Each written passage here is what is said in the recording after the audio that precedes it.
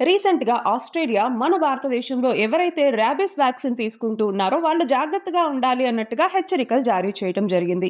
Similar ఇంతకుముందు UK, US కూడా ఇలాంటి హెచ్చరికలనే జారీ చేశాయి. ఎందుకు అంటే ఫేక్ ర్యాబీస్ మెడిసిన్స్ అన్నటువంటివి మార్కెట్‌లో అవైలబుల్‌గా ఉన్నాయి అన్నట్టుగా. సో, దీంతో క్వాలిటీ మెడిసిన్ కావచ్చు, సప్లై చైన్స్ కావచ్చు, వీటన్నింటికి సంబంధించి ఇప్పుడు మనం చాలా జాగ్రత్తగా ఉండాల్సినటువంటి అవసరం అన్నటువంటిది ఇప్పుడు ఉంది. సో, రాబీస్ అన్నటువంటిది ఒక డెడ్లీ వైరల్ డిసీజ్.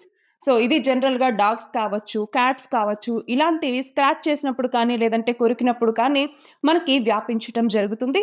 సో, జనరల్‌గా ఫీవర్, హెడేక్ లాంటి మైల్డ్ సింప్టమ్స్ స్టార్టింగ్‌లో ఉన్నా కూడా తర్వాత వాటర్ అంటే భయం ఉండటం కావచ్చు, లేదా పారాలిసిస్ రావటం, అది ఈవెన్ డెత్‌కి కూడా దారి తీయొచ్చు. మనం చెప్పాలి అంటే రాబీస్ అన్నటువంటిది చాలా ఫేటల్ కూడా ఇమ్మీడియేట్‌గా వ్యాక్సిన్ తీసుకోకపోతే.